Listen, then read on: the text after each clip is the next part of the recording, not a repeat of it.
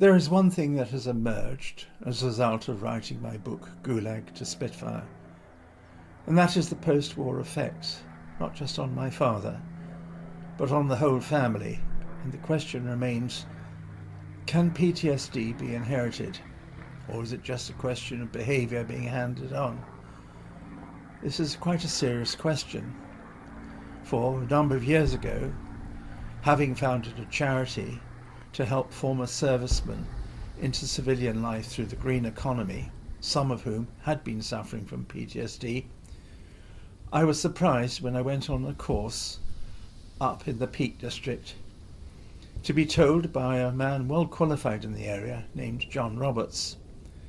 that I should not, under any circumstances, counsel any PTSD sufferer, which fortunately I had no intention of doing. But I could refer, because I would recognise the symptoms. And as luck would have it, I got almost a hotline to an excellent former army psychologist at the Heath Hospital, Professor Bisson, who would take on any that I referred, having noticed cases of what used to be called the twitch. There was damage done to my family, courtesy of the war, Siberia in particular, and its effect on my father, who was taken at the age of 18 to the notorious Vorkuta Gulag in Siberia. He then escaped, walked to Iran, joined the Royal Air Force and flew Spitfires towards the end of the war, and was decorated twice with the Polish Cross of Valour, which, believe me, does not come easily. I do recall, as a small boy, him screaming in the night, but there were episodes of great affection, consideration, love, intelligence in terms of what he was trying to teach us,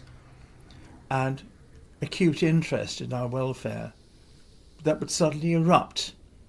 without any warning into great violence, and I do mean great violence. I was knocked out at the age of 6, the first time, when my father suddenly exploded because he couldn't light the fire, and I said I was cold.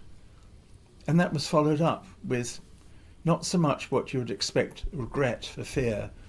of being denounced to social services. Mind you, in the 1950s, there was nothing like what we have today, but not even a remorse, but almost a feeling that it didn't really happen. And that I have tried very hard not to hand on to my own children. So I feel this is an area that can be highlighted not only by my book, but other wartime memoirs, and I find myself wondering how many situations today, maybe even the Middle East for that matter, have been affected by the onward hurt of displacement, loss of country, in some sense, loss of identity, and a feeling of being in some way attacked or threatened with attack, of persecution, if you like, that gets handed down from generation to generation. Anyway, please read my book, Gulag to Spitfire, published by the History Press, and I hope it might give some insight into those people who are still scarred by war, and their children, and possibly their children's children.